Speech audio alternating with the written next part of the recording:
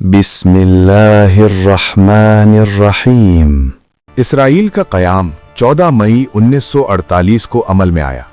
25 اکتوبر 1947 کو جبکہ ابھی قیام اسرائیل کے منصوبے کو پیش کیا جا رہا تھا، بانی پاکستان قائد اعظم نے رائٹر نیوز ایجنسی کے نمائندے کو انٹرویو دیتے ہوئے فرمایا، فلسطین کے بارے میں ہمارے موقف کی وضاحت اقوام متحدہ میں پاکستانی وفد کے سربراہ چودھری ظفر اللہ خان نے کر دی ہے۔ مجھے اب بھی یہ امید ہے کہ تقسیم فلسطین کا منصوبہ مسترد کر دیا جائے گا، ورنہ ایک خوفناک چپکلش کا شروع ہونا ناگزیر اور لازمی امر ہے۔ یہ چپکلش صرف عربوں اور منصوبہ تقسیم نافذ کرنے والوں کے درمیان نہ ہوگی، بلکہ پوری اسلامی دنیا اس فیصلے کے خلاف عملی بغاوت کرے گی، کیونکہ ایسے فیصلے اسرائیل کے قیام کی حمایت نہ تاریخی اعتبار سے کی جا سکتی ہے اور نہ ہی سیاسی اور اخلاقی طور پر۔ ایسے حالات میں پاکستان کے پاس اس کے سوا اور کوئی چارہ کار نہ ہوگا کہ عربوں کی مکمل اور غیر مشروط حمایت کرے اور خواہ کے اشتعال اور دست درازیوں کو روکنے کے لیے جو کچھ اس کے بس میں ہے پورے جوش و خروش اور طاقت سے بروئے کار لائے۔ قائد اعظم کے الفاظ کی شدت کی وجہ سمجھنے کے لیے ہمیں اسرائیل کے قیام کے پس منظر کو سمجھنا ہوگا۔ اسرائیل عبرانی زبان کا لفظ ہے اور یہ دراصل حضرت یعقوب کا لقب تھا۔ اس کے معنی ہیں اللہ کا بندہ۔ حضرت یعقوب کے 12 بیٹوں سے جو نسل جاری ہوئی اسے قرآن حکیم میں بنو اسرائیل یا یہود کے نام سے موسوم کیا گیا ہے۔ یہود کا اولین مسکن ارض فلسطین تھا۔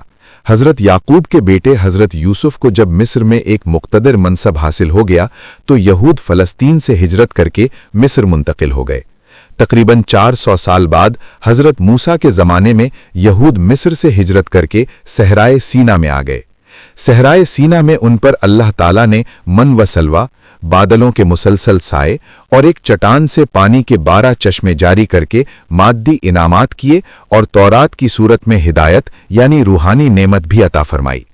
اس وقت ارض فلسطین پر ایک مشرک قوم عمالقہ قابض تھی۔ حضرت موسیٰ نے یہود کو جہاد کا حکم دیا تاکہ ارض فلسطین کو عمالقہ سے آزاد کرایا جائے اور وہاں تورات کی تعلیمات پر مبنی عادلانہ نظام قائم کیا جائے۔ یہود نے جہاد سے انکار کر دیا اور سزا کے طور پر انہیں 40 سال تک صحرا میں بھٹکنے کی سزا دی گئی۔ بعد ازاں حضرت یوشع بن نون علیہ السلام کی قیادت میں یہود کی صحرا میں پل کر جوان ہونے والی نسل نے جہاد کیا اور فلسطین پر قبضہ کر لیا۔ یہ قبضہ عارضی ثابت ہوا اور مشرکین نے کچھ عرصہ بعد یہود کو فلسطین سے نکال باہر کیا۔ اب یہود نے حضرت طالوت کی قیادت میں منظم ہو کر دوبارہ مشرکین سے جہاد کیا اور 1020 قبل مسیح میں پہلی بار فلسطین پر یہود کی مضبوط حکومت قائم ہو گئی۔ حضرت طالوت کے بعد حضرت داؤد علیہ السلام اور پھر حضرت سلیمان علیہ السلام منصب خلافت پر مامور ہوئے۔ حضرت سلیمان علیہ السلام نے بیت المقدس میں ہیکل سلیمانی تعمیر فرمایا، جسے یہود کا قبلہ قرار دے دیا گیا۔ اس سے قبل تمام انبیاء کا قبلہ خانہ کعبہ تھا۔ حضرت سلیمان علیہ السلام کے بعد یہود میں اختلافات پیدا ہو گئے اور فلسطینی ریاست 2 ٹکڑوں میں تقسیم ہو گئی۔ شمالی ریاست کا نام اسرائیل تھا اور جنوبی ریاست کا نام یہودا۔ اسرائیل پر 721 قبل مسیح میں ایک مشرک قوم آشوریوں نے قبضہ کر لیا اور یہودا کو 587 قبل مسیح میں بابل کے فرما رواں بخت نصر نے تباہ کر دیا۔ بخت نصر نے حضرت سلیمان علیہ السلام کی قائم کردہ مسجد ہیکل سلیمانی کو شہید کر دیا، یہود کی ایک بڑی تعداد کو قتل کر دیا اور بقیہ کو بابل میں لے جا کر قید کر دیا۔ تقریباً 150 برس بعد ایران کے بادشاہ کیچورس نے، جنہیں قرآن ذوالقرنین کہتا ہے، یہود کو بابل سے آزاد کرایا اور حضرت عزیر علیہ السلام کی قیادت میں دوبارہ منظم ہوئے۔ ہیکل سلیمانی دوبارہ تعمیر کیا گیا۔ اس کے بعد یہود دوبارہ یونانیوں کے ساتھ مسلسل جنگ کرتے رہے تاکہ 175 قبل مسیح میں یہود کو فیصلہ کن کامیابی حاصل ہوئی اور انہوں نے ایک عظیم سلطنت قائم کی جو تاریخ میں مکابی سلطنت کے نام سے مشہور ہے۔ हज़रत ईसा अलैहिस्सलाम की आमद पर यहूद की अक्सरियत ने उनकी नबूवत को तस्लीम न किया और उनके पेश करदा मौजिज़ात को जादू करार दिया। जादू करना चूंकि शरीयत में कुफ्र है, लिहाजा हज़रत ईसा अलैहिस्सलाम को मुर्तद करार देकर कत्ल मुर्तद की सज़ा के तौर पर सूली देने की कोशिश की। यहूद के इस जुर्म की सज़ा ये मिली कि 70 ईस्वी में रोमियों ने अर्ज़ फ़लस्तीन पर कब्ज़ा कर लिया। हैकल सुलेमानी को दूसरी बार शहीद कर दिया। यहूद की एक बड़ी तादाद को कत्ल किया और बकिया को अर्ज़ फ़िलिस्तीन से जिला वतन कर दिया। रूमी रियासत ने बादअज़ां बहैसियत मजमूई ईसाई मजहब इख्तियार कर लिया। हज़रत उमर फ़ारूक के ज़माने में जब मुसलमानों ने बैतुल मुक़द्दस पर हमला किया तो ईसाइयों ने पुरअमन तौर पर एक मुआहिदे के नतीजा में बैतुल मुक़द्दस मुसलमानों के हवाले कर दिया। मुआहिदे में ईसाइयों ने तय कराया कि यहूद बैतुल मुक़द्दस में आबाद न हो सकेंगे, अलबत्ता उन्हें यहाँ आकर अपने मुक़द्दस मकामात की ज़ियारत की इजाज़त होगी। मुसलमानों के दौरे हुकूमत में इस मुआहिदे पर अमल जारी रहा।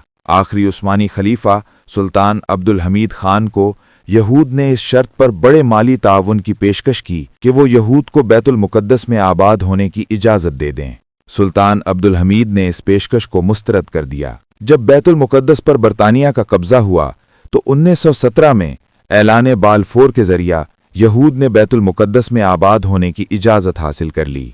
यहूद ने फ़लस्तीनियों से मुँह मांगे दामों जायदादें खरीदीं और जिन्होंने अपनी जायदादें फ़रोख्त करने से इनकार किया उन्हें बरतानवी हुकूमत के ज़ेरे सरपरस्ती ज़बरदस्ती बेदखल कर दिया गया। दस्तावीज़ात के ज़रिया साबित किया गया कि फ़ुलां जायदाद 2000 साल कबल हमारे फ़ुलां बुज़ुर्ग के नाम थी, जिस पर आज कोई फ़लस्तीनी काबिज़ है। बरतानवी हुकूमत ने इस तरह के दावे कबूल किए और यूं यहूद फ़लस्तीन में आबाद होते चले गए। ये धांधली मुसलसल जारी रही। यहूद को बाहर से लाकर फ़लस्तीन में आबाद किया जाता रहा, जबकि उन्हें 1800 बरस कबल यहां से निकाल दिया गया था और बिलाखिर बरतानिया और अमरीका की मिली भगत से 1948 में एक यहूदी रियासत इसराइल के नाम से कायम कर दी गई। यहूदियों को जब बरतानिया के ज़ेरे सरपरस्ती फ़लस्तीन में नाजायज़ तौर पर आबाद किया जा रहा था तो इस पर इकबाल ने कहा था, है अर्ज़ फ़लस्तीन पर यहूदी का अगर हक, स्पेन पर क्यों हक नहीं फिर अहले अरब का। इसराइल के इस तरह क़याम को कोई भी बाज़मीर इंसान नाजायज़ करार देगा और ना ही तस्लीम करेगा। यहाँ तक कि यहूद के खालिसतन मजहबी अनासिर भी इसराइल के इस तरह से क़याम को जायज़ नहीं समझते।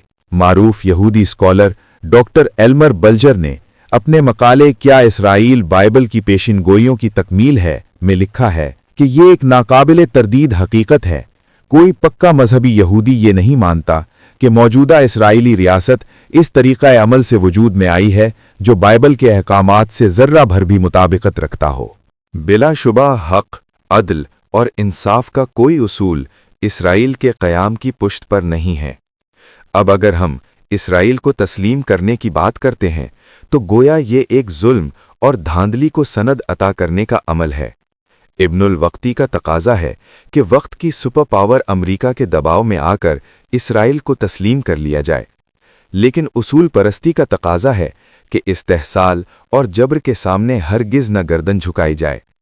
फैसला तेरे हाथ में है।